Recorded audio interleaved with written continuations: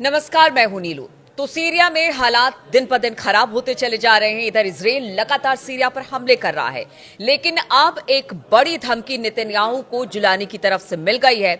और ये धमकी क्या है, बातचीत करने के लिए मयंक मेरे साथ जुड़ गए हैं। मयंक, जुलानी की धमकी नेतन्याहू को, और कहा यह जा रहा है कि आप जो कर रहे हैं सीरिया में वो ठीक नहीं है।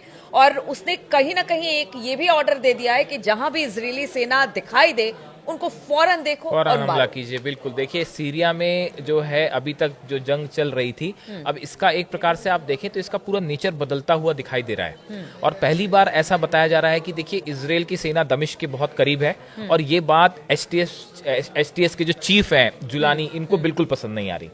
पहले भी इस बात की चर्चाएं थी कि क्या ये जुलानी वर्सेस इजराइल होने जा रहा है, अब ये हो चुका है। और बताया जा रहा है कि जुलानी ने, जैसे आपने चर्चा की कि सोशल मीडिया पे इसकी बड़ी चर्चाएं हैं, कि जुलानी ने बिना नेतन्याहू का नाम लिए बड़ा ऐलान कर दिया है। उन्होंने अपने, जुलानी के पास एक तो ये बात आपको समझनी होगी कि 80,000 लड़ाके हैं, और ये बड़ी संख्या है, बहुत बड़ी संख्या है हिजबुल्लाह की तरह ही।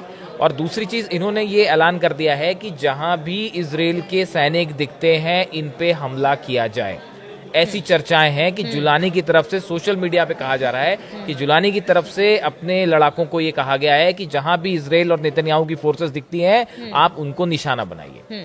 इसके साथ ही जुलानी ने एक बात और कही है कि सीरिया पे, जुलानी का कहना ऐसा है कि सीरिया पे जब जब किसी ने कब्जा करने की कोशिश की है वो कभी सफल नहीं हो पाया, और उसने हमेशा मुंह की खाई है। अगर आप देखें तो एक हद तक ये बात सही भी है। सीरिया में जो है वो किसी का शासन बहुत लंबे समय तक टिक नहीं पाया, और अब जो जिस तरह से नेतन्याहू इस पूरे मौके का फायदा उठा के आगे बढ़ रहे थे, और जिस तरह से इजराइल की फोर्सेस अंदर तक पहुंच गई सीरिया में, ये बात अब जुलानी को रास नहीं आ रही है। और अब ये जो लड़ाई है ये इजराइल वर्सेस जुलानी होने जा रही है। ये कल भी हमने बात की थी कि जुलानी को लेकर अमेरिका भी नहीं चाहता कि वहां शासन जुलानी का हो, और कहीं भी ना तो अमेरिका के लिए ना ही इजराइल के लिए ये मुफीद है।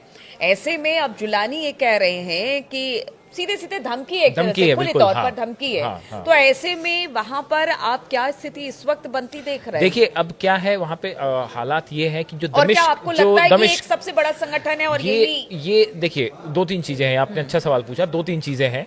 पहली बात तो ये कि दमिश्क पूरा जो है वो, उस पे पूरा जुलानी का कब्जा है। उसके लड़ाके दमिश्क और उसके आसपास के इलाकों पे पूरी तरह से उनका कब्जा है। दूसरी चीज, इनको जो है एसटीएस को और एसएनए, जो दो संगठन हैं, इनको जो है तुर्की की तरफ से हथियार भी मिल रहे हैं, गोला बारूद भी मिल रहा है। इनको जो है जितनी तरह की फंडिंग हो रही है वो तुर्की की तरफ से हो रही है। इन हालात में एक तरफ तो बशर अल असद की सेना के जो हथियार थे, जिसकी हमने चर्चा की थी कि एक टनल मिली है, उसमें मिसाइल्स भी हैं, तो वो सब जो चीजें मिल रही हैं, जो टैंक्स मिले हैं, जो गोला बारूद मिला है बशर अल असद की सेना से, उस पे तो जुलानी कब्जा कर ही चुके हैं, वो उनके पास आ ही चुके हैं। चर्चा है केमिकल वेपन्स की भी थी कि जो केमिकल वेपन्स हैं क्या ये जुलानी के हाथ लग गए हैं, सच कोई नहीं जानता क्या है। लेकिन अमेरिका भी इस बात को लेकर सतर्क है और इजराइल भी है।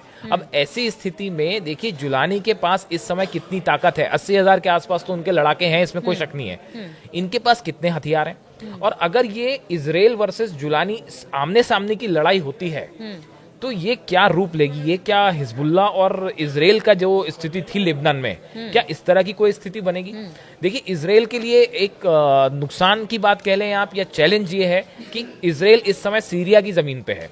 आप अपने बॉर्डर पे जब युद्ध कर रहे होते हैं तो थोड़ा सा आसान होता है, लेकिन जब आप दूसरे देश में, हम बार बार ये बात कहते हैं कि अब वो जमाने चले गए जब आप जो है किसी दूसरे के देश में अंदर घुस जाएं और अपनी सेना को वहां बसा लें और टिके रह जाएं वहां। अब वो जमाने गए। आप कह रहे हैं कि जुलानी की सेना अच्छी खासी बड़ी है, तादाद इसकी बड़ी है, वेपन्स भी इनके पास अच्छे खासे हैं, तो क्या जो इस वक्त जो पुरानी तानाशाह सरकार से लूटी गई वेपन थी, क्या ये भी हम मान के चले कि जुलानी का इस्तेमाल? हाँ, ऐसा बताया जा रहा है कि बड़ी मात्रा में जो असद के हथियार थे वो अब जुलानी के पास है। लेकिन देखिए नीलू, इसमें है ना कई चीजें हैं। एक सवाल ये भी है कि क्या नेतन्याहू वाकई दमिश्क पे सीधा हमला करेंगे, या ये देखिए आप अभी दमिश्क के करीब है, करीब 10 किलोमीटर पहले तक बताया जाता है कि 10 किलोमीटर पहले इजराइल पहुंच चुका है। लेकिन क्या इसके आगे इजराइल जाएगा, ये एक अपने आप पे बड़ा सवाल है। देखिए इजराइल चाह क्या रहा है, क्या वो एक बड़ा बफर जोन बनाना चाहता है, क्या वो ये चाहता है कि इजराइल की कुछ जमीन पे कब्जा कर लिया जाए? हिजबुल्लाह के हथियार सप्लाई जो थी वो सीरिया से होती थी, वो पूरी तरह से बंद हो गई है अब। तो ये हिजबुल्लाह के लिए बड़ी चुनौती है। अब सवाल ये है कि इजराइल और अमेरिका असल में सीरिया में चाहते क्या है? क्या ये यहाँ पे इजराइल की नेतन्याहू की कोशिश ये है कि यहाँ की जमीन हथियाई जाए और यहाँ पे परमानेंटली बैठ लिया जाए? ये दमिश्क पे हमला करेंगे कि या नहीं करेंगे, और अगर करते हैं तो उसका क्या परिणाम होगा? देखिए, अगर दमिश्क पे इजराइल का हमला होता है तो ये वॉर का स्केल और बड़ा होगा। उसके बाद जो परिणाम होंगे वो बेहद घातक हो सकते हैं। अभी तक तो आप इसमें देखिए, एक बात और है मयंक, ये भी बताइए, जैसे ठीक है जुलानी की सेना हो गई और भी इस वक्त प्रॉक्सीज हो गए, संगठन हो गए, तो लगता नहीं है कि ठीक है इस वक्त तो एक एक करके लड़ाई हो रही है इजराइल के साथ या बाकी लोग, लेकिन जब अगर इजराइल डायरेक्ट तौर पर यहाँ पर घुसने की कोशिश करेगा तो क्या सारे संगठन एक देखिए ऐसा नहीं है, इस तरह की आशंका है क्या? इसमें क्या स्थिति है, सच्चाई है? देखिए इसमें स्थिति यह है कि एक एसडीए है, गुट कुर्दिश लोगों का जो है उसको अमेरिका सपोर्ट कर रहा है, एचटीएस और एसएनए को तुर्की सपोर्ट कर रहा है। मुश्किल ये देखिए ये ऐसा लगता है कि सीरिया कई भागों में डिवाइड हो चुका है और हर एरिया में एक पर्टिकुलर संगठन जो है वो लीड बनाए हुए है। तो ये बड़ी अजीब सी स्थिति है जिसमें सीरिया कई हिस्सों में बंट गया है। अब ऐसी स्थिति में अगर नेतन्याहू दमिश्क पे हमला करते हैं या इजराइल की फोर्सेस और आगे बढ़ती हैं तो फिर ये युद्ध क्या रूप लेता है? क्या रूस का इसमें कुछ फिर से होगा? देखिए रूस की सेना बताया जा रहा है कि सीरिया से हट गई है कई इलाकों से। क्या रूस इसमें फिर से इंटरफेयर करेगा? क्या ईरान फिर से इंटरफेयर करेगा? क्या इनको ये बात मंजूर होगी कि क्या ऐसा हो सकता है कि सबको एक साथ लाने की, एक मंच पे लाने की कोशिश? ये अब ये साफ नहीं है। देखिए क्योंकि एचटीएस की तरफ से जुलानी भी अब ये सीधा नेतन्याहू का नाम नहीं ले रहे। अमेरिका भी जो है वो जुलानी का नाम लेके सीधे हमले नहीं कर रहा।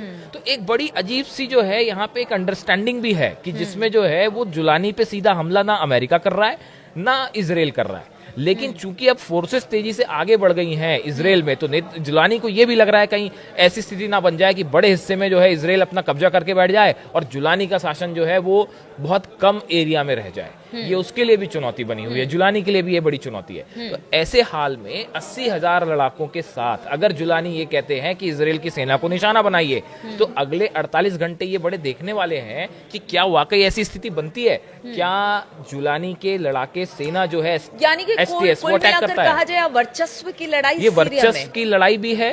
इजराइल की तरफ से ये अपनी सीमा बढ़ाने के लिए, जैसे कहते हैं ना दूसरे देश की आपने जो है जमीन को कब्जे में ले लिया है, ये उसकी भी कोशिश है। इसकी भी इस तरह से चर्चाएं, लोग उसको इस तरह से भी ले रहे हैं। लेकिन जो भी हालात हैं उसमें देखिए सीरिया में जुलानी वर्सेस नेतन्याहू और इजराइल, ये जो है इस पूरे वॉर का नेचर बदल के रख देगा, जिसको लेके अगले कुछ 1-2 दिन में कुछ बड़ा हो सकता है। सवाल का जवाब और दीजिए। जब हम बात कर रहे थे, जब लेबनान की बात हो रही थी, हमास और हिजबुल्लाह की बात हो रही थी, तब कहा यह जा रहा था कि सीरिया के रास्ते ही जितने हथियार हैं वो बाकी जगहों पर जाते हैं। क्या इस लिहाज से भी सीरिया बहुत इंपॉर्टेंट हो जाता है? इजराइल की तरफ से बड़ी कोशिश ही ये हुई कि जो हिजबुल्लाह की हथियार सप्लाई चेन थी उसको रोक दिया गया। एक बड़ी कोशिश, और इसीलिए सबसे ज्यादा इंटरेस्ट इजराइल का है सीरिया के अंदर तक दाखिल होने का। क्या बिल्कुल। अब देखिए ये इसमें तो कोई शक नहीं है कि सीरिया के थ्रू ही ईरान जो है वो हिजबुल्लाह को हथियार सप्लाई कर रहा था।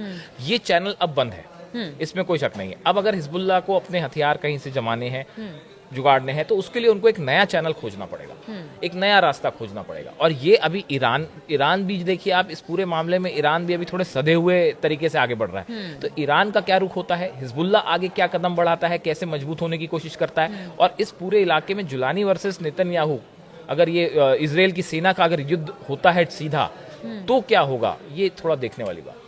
चलिए, तो बहुत इफ्स एंड बट्स हैं, बहुत सारे देश हैं जो कि इस ओर अपना इंटरेस्ट दिखा रहे हैं कि सीरिया में जो कुछ हो रहा है, सभी अपने अपने तरीके से वर्चस्व की लड़ाई यहां पर दिखाई दे रही है। लेकिन फिलहाल हालात किस तरह के आगे बनते हैं, इस पर हमारी नजर बनी रहेगी। हम लगातार अपडेट्स आपके लिए लेकर आते रहेंगे। फिलहाल बहुत बहुत शुक्रिया हमारे साथ जुड़ने के लिए।